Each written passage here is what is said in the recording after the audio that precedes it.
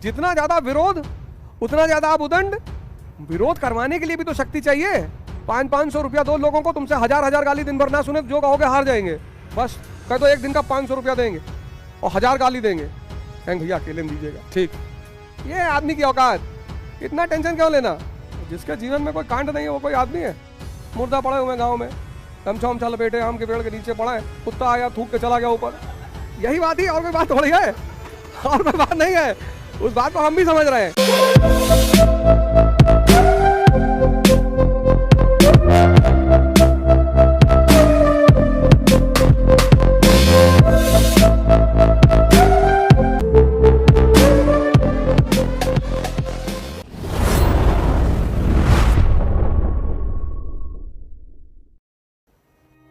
हाँ बताओ, तुम कुछ पूछ रही थी।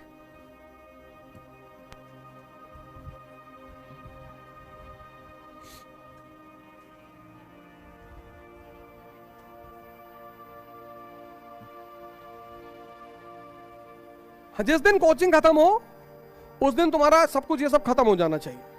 कोचिंग का उद्देश्य यही है। कोचिंग आदमी क्यों आता है?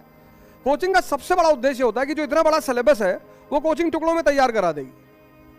तो कोचिंग एक शेड्यूल है कि यहां से लेकर यहां पर खत्म। तो जिस दिन खत्म उसी दिन तुम अपना अगला फेज लेकर बैठ जाओ, प्रैक्टिस लेके बैठ जाओ, आंसर राइटिंग लेके बैठ जाओ। तो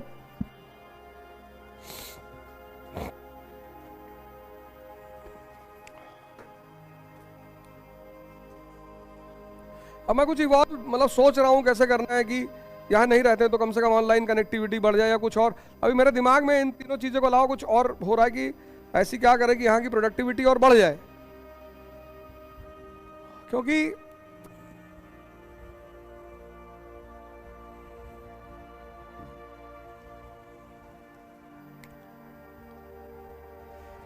हर आदमी तो कहीं ना कहीं परेशान है, और जब वो परेशान है तो वो उसका ऑरा जो है ना वो तुमसे जुड़ ही नहीं पाता, पढ़ा चाहे जितना अच्छा ले, पर वो जो ऑरा है ना वो जुड़ नहीं पाता। बस तुम धीरे बैग वैग उठा के निकल लेते हो कि मास्टर कल आएंगे, अब जा रहे हैं। तो आज जो है वो बेचारा कुछ करी वो असहाय हो जाता है। और सारा खेल ऑरा का है और कुछ नहीं है, वो सारा ऑरा का मामला है। अब ऑरे के मामले में वो खुद ही माइनस में चल रहे हैं, और माइनस में सिर्फ इसलिए चल रहे हैं क्योंकि कांड करेंगे नहीं। इसलिए शिक्षक मतलब क्या, जो पढ़ लिया आदर्शवादिता की बातें कर रहा है, झूठ नहीं बोलना चाहिए, हक में झूठ ही बोलना चाहिए, झूठ ही बोलना चाहिए। क्यों नहीं बोलना चाहिए झूठ? मांस नहीं खाना चाहिए, नहीं खाने, सब खाओ, मत डालो किसी खा लो साले। बकरी वकरी उठा लाए सड़क पे लटका दिए, भून रहे हैं। अब वो चीज जहां आदर्शवादिता शब्दों में कभी आनी ही नहीं चाहिए, वो सिर्फ और सिर्फ तुम्हारे कर्मों में दिखाई पड़नी चाहिए। जहां भी आदर्शवादिता तुम्हारे शब्दों में आ रही है तो तुम कुछ ना कुछ भरने की कोशिश कर रहे हो। इसलिए मुझसे जो आदमी आदर्शवादिता की बातें करता है, मैं उसको तुरंत मुझे नफरत हो जाती है। हटाओ हटाओ, बाहर जाओ, जाओ, अधर्म कुछ है ही नहीं। तो अब जीवन में चूंकि ज्यादातर लोग उलझे हैं, खुद ही उलझे हुए हैं, खुद ही कॉन्सेप्ट खराब है।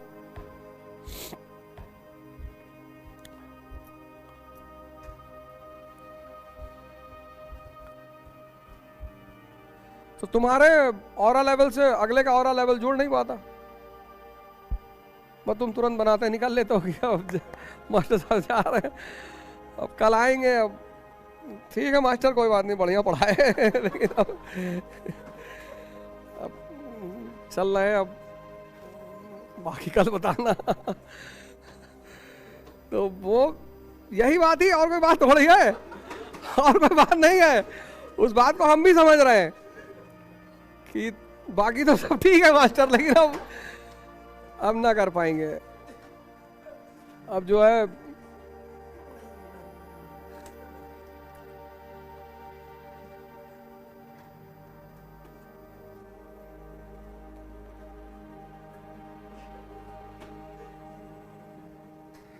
भाई तुम जिस तरह से बोल देती हो ऐसे सबको बोलोगी तो मास्टर आएगा ही नहीं दूसरे दिन, वो टेंशन में चला जाएगा। मुझे बोल दिया।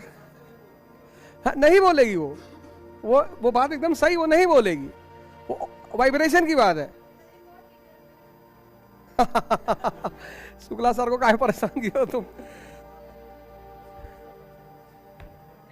नहीं, ये सब टीचर बहुत अच्छे हैं, इनको मैं पकड़ा इसीलिए कि ये सब बहुत मस्त आदमी है, बढ़िया टीचर है। इनसे मैं कहता हूँ थोड़ा सा, जैसे कोई बात होती है मार्केट में, सुमित ही है, कोई बात होती है, हमको बताते सर आपको ऐसा कहने दो, फलाने ऐसा कह रहे थे, ये ऐसा कहने दो, मेरे सामने नहीं कह रहे ना, कह देंगे दबा के मत डालेंगे तुरंत हमारा तो। लेकिन कोई पीछे, यही बात तो सीखनी है ना लाइफ में, यही पे ये लोग थोड़ा सा मिस कर जाते, दुखी हो जाते हैं। वो कह रहे थे कि बहुत धोखेबाज आदमी है, तो हमने कहा ये तो कितनी अच्छी बात है, कोई आदमी आपकी तारीफ नहीं कर रहा है, जितना ज्यादा विरोध उतना ज्यादा आप उदंड। विरोध करवाने के लिए भी तो शक्ति चाहिए, सब करवा ले विरोध तो देखे, है बेइज्जती हो रही? कोई बेइज्जती नहीं हो रही है, तुमको लग रहा है।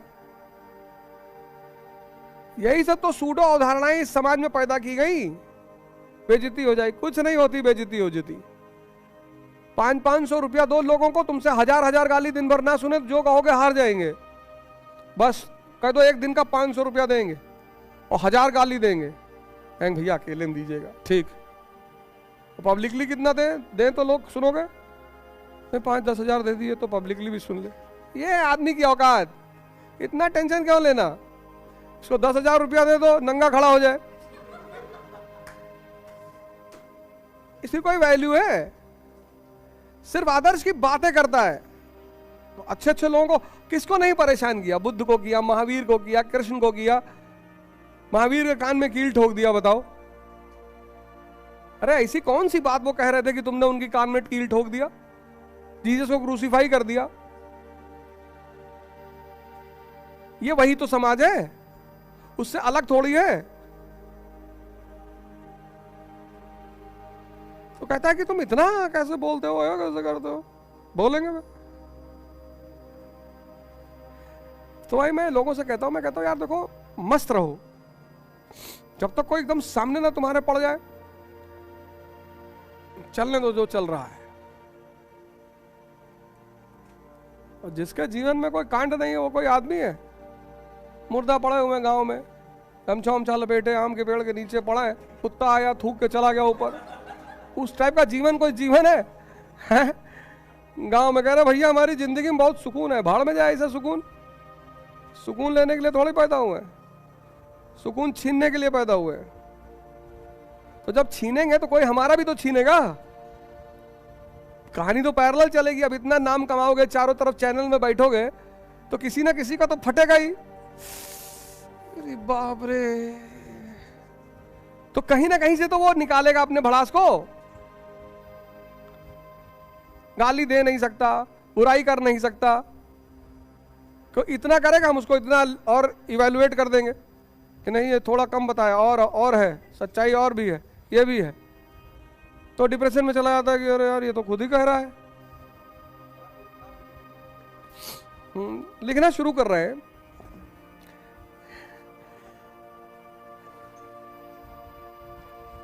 अरे तो लोग मुझसे मिलना छोड़ दें अगर मेरे ऊपर किताब पब्लिश हो गई तो लोग मुझसे मिलना। अरे आखिरी कोई समय नहीं, लेकिन नहीं, लिख के तो बाजार में भेजेंगे ही। देखो इस जीवन में हर आदमी, तुमने कोई अभी तक अपने जीवन में गलत नहीं किया, इसको तो तुम भूल जाओ। तुम सेंसस में पैदा हुए, मन के इशारे पे चल रहे थे, तो मन ने जो तुमसे कराया वो तुमने किया, वो कोई गलत नहीं था। लेकिन अब जागना शुरू कर दो। वही तो मैं तुमसे कहता हूं, ध्यान करना। जैसे अब अगर तुम सिगरेट पी रहे हो तो गलत कर रहे हो। तुमने 10th में पिया, वो एक अलग बात थी, तुम बेहोश थे, तुम्हारे पास नहीं दिशा थी। अब अगर तुम खैनी खा रहे हो तो गलत कर रहे हो। जो अब तक किया वो गलती नहीं थी, वो बचपना था। अब जो तुम कर रहे हो जानकर, वो गलत कर रहे हो। कि खैनी खाने से, अब अगर तुम ये सोचते हो कि खैनी खाने से दिमाग तेज होता है तो तुम्हारा ये तैयारी करना व्यर्थ चला गया। तो हर व्यक्ति के जीवन में, हर व्यक्ति का जीवन सिद्धार्थ की तरह शुरू होता है। सिद्धार्थ मतलब वो आदमी जो अपने इंद्रियों पे जी रहा है। फिर एक समय आता है जब उसको इस बात दिखाई पड़ने लगता है कि इंद्रियां ही जीवन नहीं है, भोग ही जीवन नहीं है, और भोग अंततः भोगने पे पहुंचा देता है। तो फिर वहां से डायरेक्शन को बदलना है, यू टर्न मारना है, और फिर अपना पहले उद्धार करना है, फिर जितना संभव हो सके परिवार, समाज, राष्ट्र, इसका भी करना है। बस वही है जीवन का मूलभूत सार। तो तुम आईएएस बन के करो, डॉक्टर बन के करो, इंजीनियर बन के करो, वो तुम डिसाइड करो कि तुम क्या बनकर इस समाज को रिटर्न करना चाहते हो। चलो कल कुछ पढ़ा जाए।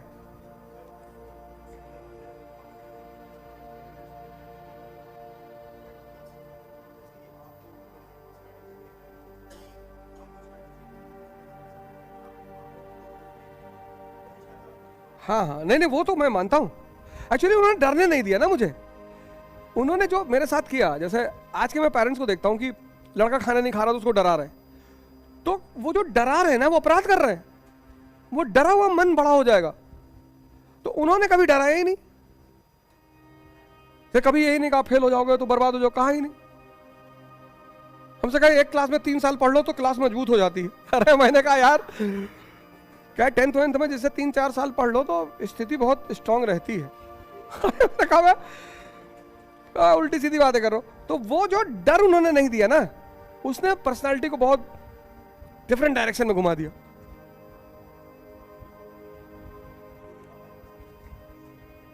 नहीं तो अब तुम समझ रहे हो ना, हाँ अब तुम समझ रहे हो, तो अब तुम उसको यू टर्न मारो। अब धीरे धीरे छोटे छोटे डिसीजंस लो और